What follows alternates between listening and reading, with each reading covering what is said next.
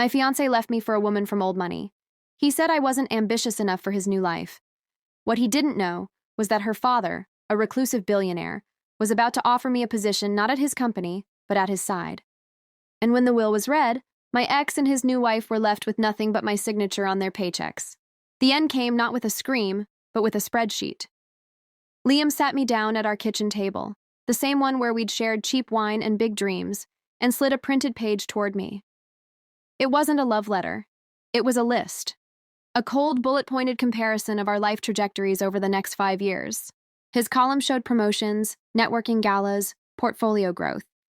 Mine showed the same job at the small art gallery, the same apartment, the same limited social capital, as he'd neatly typed. He called it a logical uncoupling. He said he loved me, but love wasn't enough to build the future he needed. He needed a partner who understood the landscape of power, who had the right name, the right connections. He never said her name aloud, but I'd seen her photo on his phone weeks before. Chloe Thorne. Her smile was as sharp and polished as the diamond she was photographed wearing. The official announcement came a month later in the society section of the newspaper I couldn't afford to subscribe to. Liam Sterling and Chloe Thorne to merge dynasties. The article called them a power couple. It called me nothing, because I wasn't mentioned at all. I was a ghost, already erased from his narrative. My friends treated me like a fragile artifact. They used hushed voices and brought over too much dessert. I appreciated the gesture, but I wasn't broken. I was clear.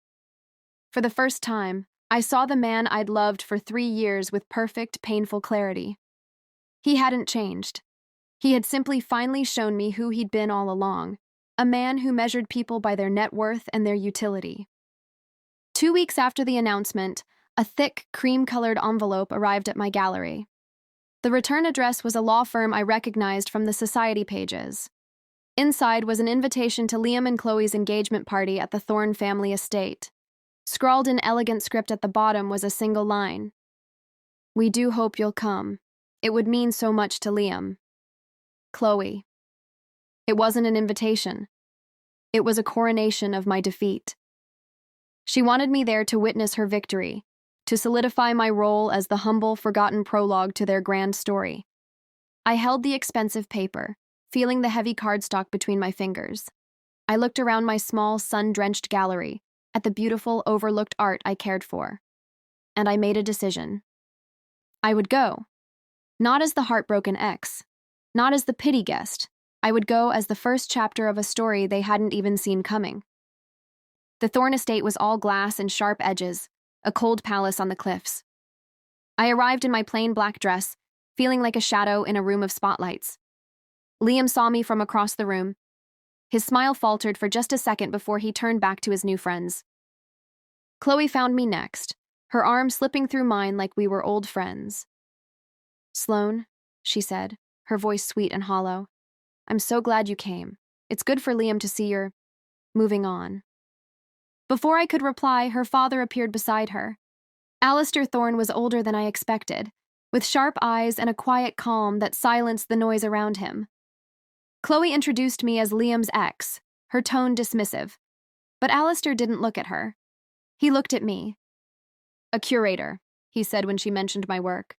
"The Hammond Gallery. You focus on artists most galleries ignore." He wasn't asking. He knew. He invited me to the terrace. Chloe's smile tightened, but she didn't object. Outside, the wind off the ocean was cold and clean. Alistair didn't waste words. "My daughter enjoys an audience," he said. "And your former fiancé is climbing a ladder with no top. I apologize if their theater has caused you pain." Then he handed me a plain white card with only his name and a number.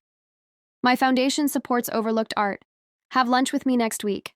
I'd like to hear your thoughts. No performance, no pity." When I walked back inside, Liam was waiting. He pulled me aside, his voice low. "What did he want?" "He asked about the gallery," I said. Liam's eyes narrowed, but I was already walking away. I left the party alone, Alistair's card pressed into my palm. The man who left me for a fortune had just handed me an invitation to a world he could only dream of entering. And for the first time since he walked away, I felt the ground firm beneath my feet. Lunch with Alistair Thorne was not what I expected. We didn't meet at a flashy restaurant or his corporate office. Instead, his driver picked me up and took me to a quiet, sunlit conservatory attached to a private library downtown. He was already there, reading a newspaper, dressed in a simple sweater. He stood when I entered and pulled out my chair himself. We didn't talk about Liam or Chloe. We didn't talk about the engagement party.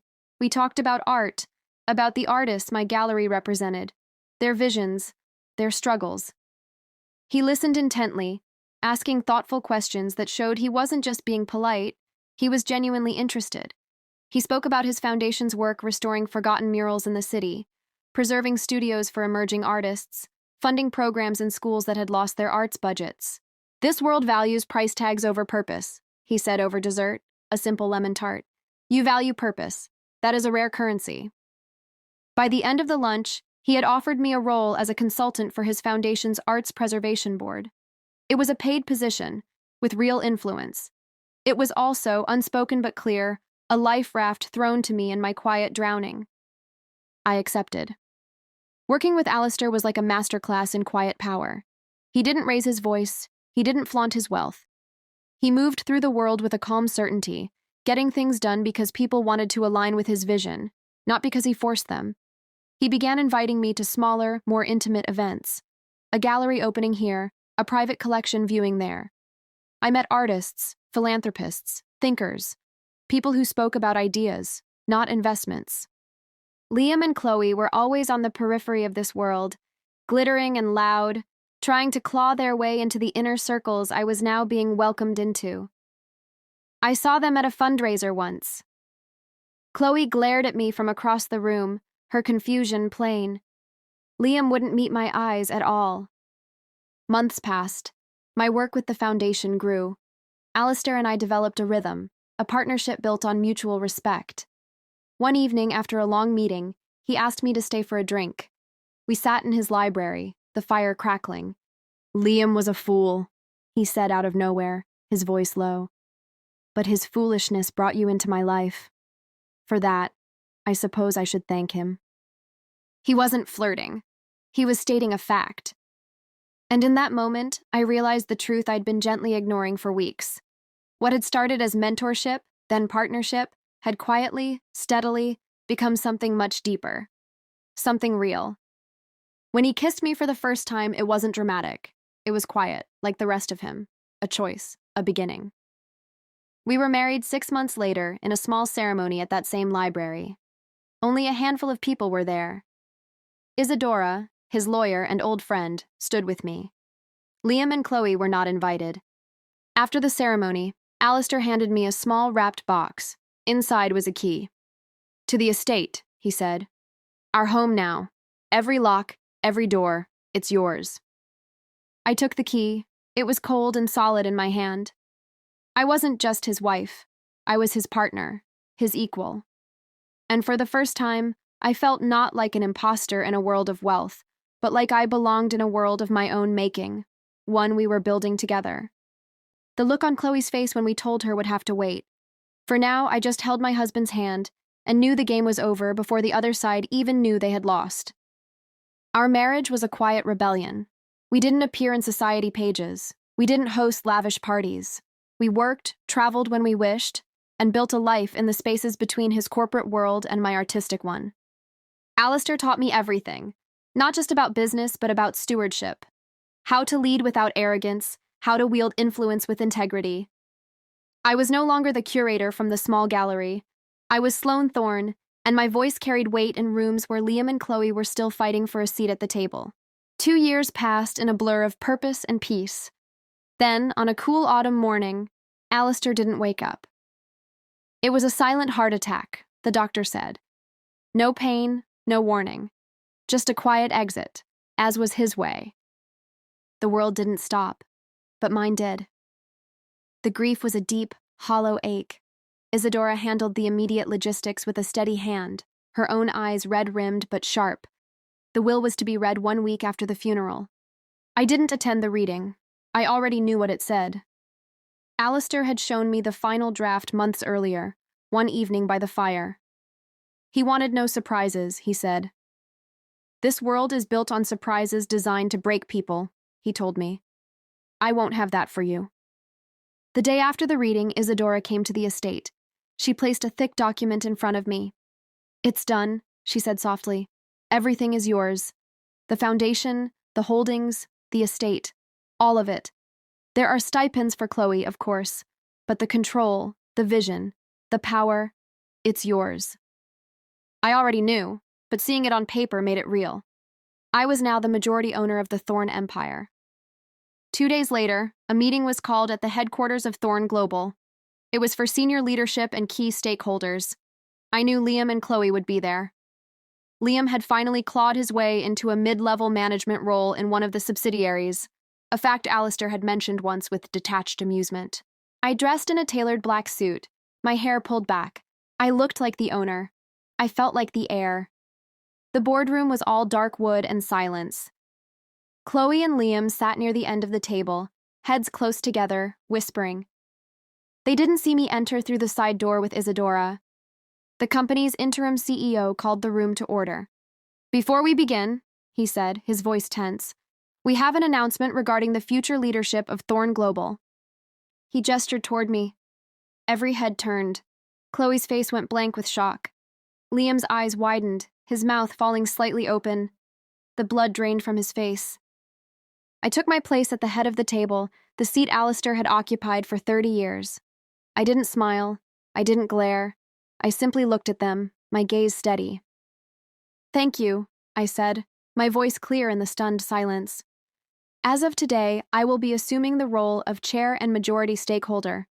My husband left me with a clear vision for this company's future, a future built on legacy, not just profit, on integrity, not just influence. I let my eyes sweep the room, landing finally on Liam. He looked like he'd been struck. Some of you may have known me before, I continued, holding his gaze. I knew what it was to be overlooked, to have your value underestimated. That ends now. I nodded to the CEO, who began passing out new briefing packets. The meeting continued. Liam didn't say a word. He just stared at the table, his future, his entire understanding of the world, rewritten in front of him. As the room filed out an hour later, Chloe stormed up to me, her composure shattered. This is a mistake, she hissed, low enough so only I could hear. You have no idea what you're doing. I met her furious gaze, calm. I have every idea, I said quietly. Your father taught me, and his first lesson was to never confuse volume with power. She had no reply. She just turned and walked away, grabbing Liam's arm and pulling him out behind her. Isadora appeared at my side. The first move is always the hardest, she said. I watched them disappear down the hall, two people who thought they were players in a game I had just won. No, I said, turning back toward the window overlooking the city. The hardest part is over. Now we build.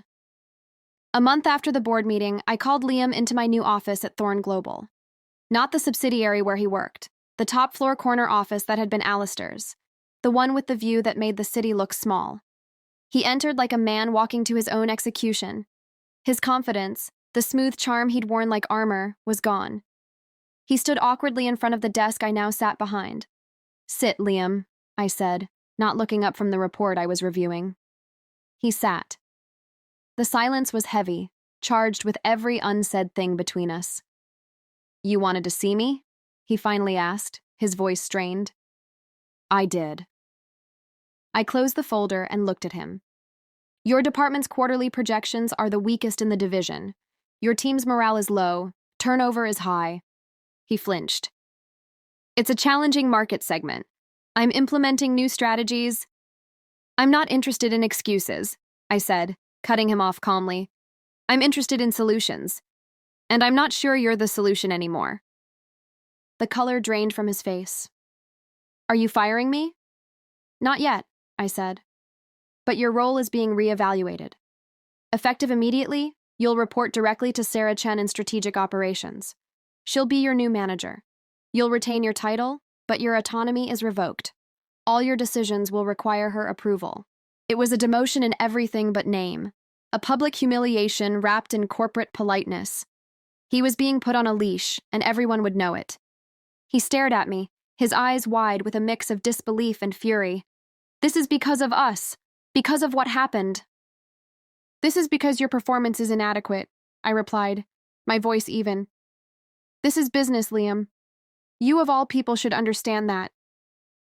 He stood up, his chair scraping loudly. You're enjoying this. I let the words hang in the air between us. I didn't deny it. I just watched him, letting him see the truth in my silence. Your first report for Sarah is due by end of day Friday, I said, turning back to my work. You can go now. He left without another word, the door clicking shut softly behind him. The final piece fell into place that evening. I was working late when my assistant buzzed. Ms. Thorne, your stepdaughter is here. She insists on seeing you. Chloe entered without waiting for an answer. She looked older, the sharp edges of her anger wearing her down. She didn't sit. I want my father's art collection, she said. No greeting, no pretense. The modern pieces, they should stay in the family. The art collection is part of the estate's holdings, I said, leaning back. It's not being broken up. It's mine by right, she snapped. Your father's will was very clear, I said. The collection is to be managed by the Foundation for Public Exhibition. It belongs to the city now, not to you. She took a step forward, her hands trembling. You took everything. My father, my inheritance, my life. No, Chloe, I said, standing to face her. You and Liam made your choices. You chased the glitter and ignored the gold. Your father saw the difference. And so do I. She had nothing left to say. The fight drained out of her, leaving only a hollow defeat. She turned and left, her heels echoing in the empty hallway. I walked to the window, looking out at the city my husband had loved and I now guided. The lights twinkled like a field of fallen stars. Isadora found me there later, holding 2 cups of tea. It's done then, she said, handing me one. It's done, I agreed. Does it feel like you thought it would? She asked. The victory? I took a sip of tea, warm and bittersweet. It doesn't feel like a victory, I said finally. It feels like justice, and it feels quiet. She nodded, understanding. We stood in silence, looking out at the night. I wasn't the woman Liam left anymore. I wasn't the charity case at the engagement party. I wasn't even the grieving widow. I was Sloane Thorne, the chairwoman, the keeper of the legacy, the quiet woman in the room who now owned the room. And as the city slept below, I knew the true revenge wasn't in the demotion or the denied inheritance. It was in the peace. In the quiet, unshakable knowledge that I had built a life, a purpose, and a power that no one could ever take from me again. The story they started was over. Mine was just beginning.